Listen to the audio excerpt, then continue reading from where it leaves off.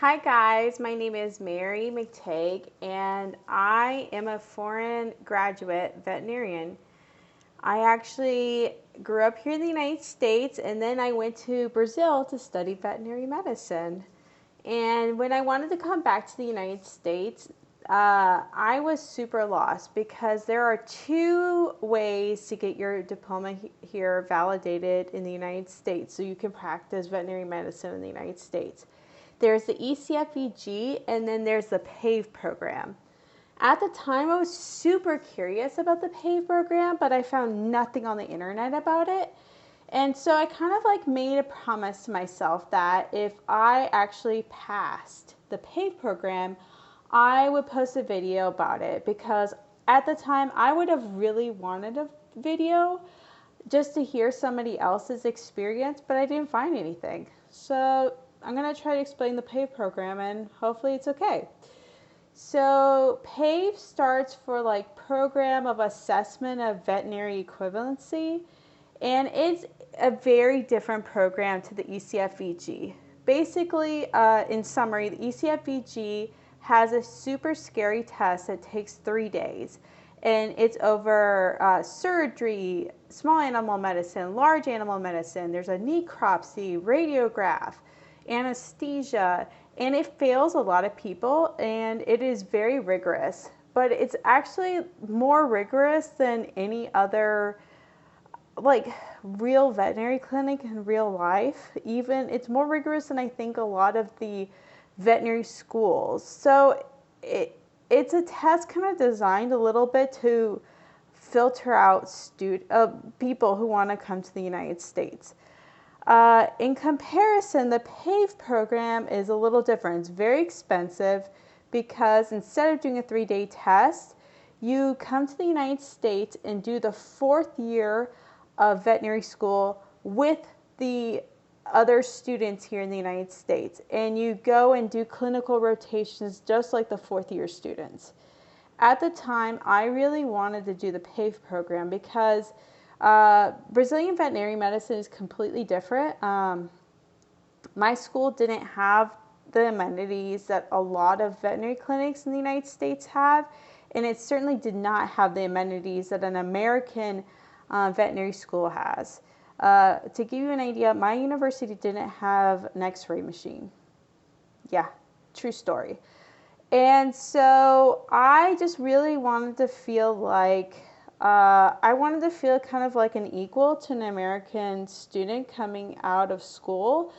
And I felt like the PAVE program could give me that. And plus, because of COVID, the ECFVG, the test dates have been really backed up. And so sometimes it's kind of hard to actually get an ECFVG test date. So I just thought, hey, the program's, I think, going to be a little bit quicker doing it through the PAVE program. And it would probably benefit me in the long run. So what are the steps of the PAVE program? I mean, I'm telling you this off the top of my head, but I think I have it pretty down pat. The first step is that you need to make sure your university is on that AVMA recognized university list. What does this mean? It doesn't mean that your university has to be AVMA accredited. No. It just means that your university has to be recognized as a university that exists in the world by the AVMA. It took me about 4 years to get that step done. So if you haven't gotten that step done yet, start now. And whether you want to do the PAVE program or the ECFVG, you're going to have to do this step. So you might as well just get it done. The second step, you need to do your English proficiency. I did high school here in the United States, so I didn't have to do the TOEFL. But if you didn't go to school here, you're going to have to do the TOEFL. Unfortunately, that's just kind of how it is. This third step is that you're going to have to do the application process. So the application is $375, not too bad, except for after you've done the application process, you can sign up for the first test in order to qualify for the PAVE program. And it's called the Qualifying Science Exam. And it's very similar to the BCSCE that's in the ECFVG. To give you an idea, I've done both tests. I've done the BCSCE and I've done the QSCE, and I have to say they're very, very similar. So, except for instead, like the BCSCE is not that expensive, but in comparison, the QSCE is 1,350 or 1,500. It's about that range. I don't know off the top of my head. I'll probably try to put the prices of everything in the description. So it's very expensive. And another thing is that the BCSCE has rolling test dates all throughout the year, and you can do it online at a testing center. However, the QSCE is not that way. It has certain test dates that are available in the United States, and it's like 7 different test times, and you can only test those dates. That's it. So you're really limited on when you can do that test, unfortunately. So that's a pain. After you've done the QSCE, you've passed the QSCE, you can do a number of things. First, you can go ahead and apply to take the NAVLE. So the NAVLE is like the North American Licensing Veterinary Exam. And that's the exam that every veterinary student in the United States and North America has to take at the end of vet school to prove that they learned veterinary medicine sufficiently enough to practice veterinary medicine in the country. So that exam is like a test everyone takes, and it makes everybody nervous. All the students, get anxious for that test. However, when you're a foreigner, it makes you even more anxious because a lot of times the diseases that we learn and focus on are going to vary from country to country. A lot of things like toxic plants. A lot of the plants that they talked about here and for the NAVLE, they didn't really exist in Brazil, so I didn't learn that. So it was stressful, but I did pass that exam as well. And I actually went ahead and passed the NAVLE before I did one of the other steps, which is apply for a university in order to do your clinical year. So after I had done the NAVLE, I went ahead and applied for a university here in the United States, and I was accepted. Unfortunately, there are not that many universities who are accepting the PAVE program anymore. There used to be a number of universities that did that. However, to my knowledge, there's only Oklahoma State now, Louisiana State University, Missouri, and I think that's it. I don't think there's many universities that are accepting the PAVE program anymore.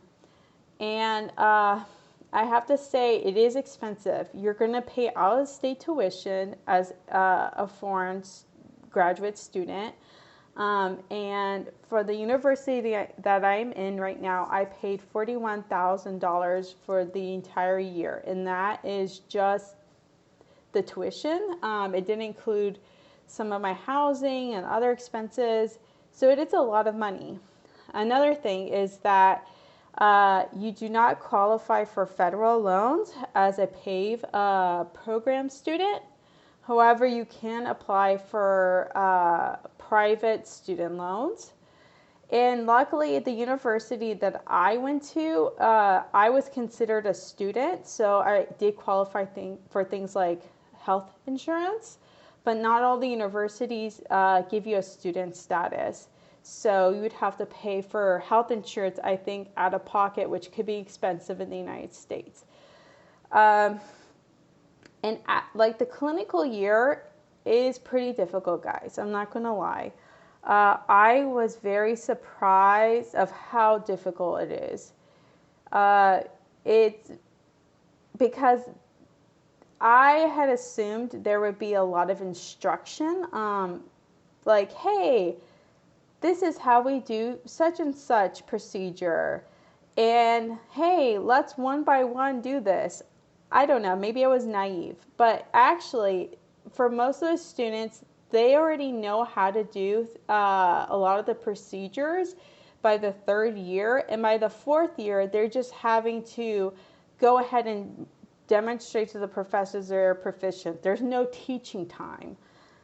So for a lot of foreign graduate students that I know in the PAVE program, you're kind of learning as you're going, so there's a stress level to it.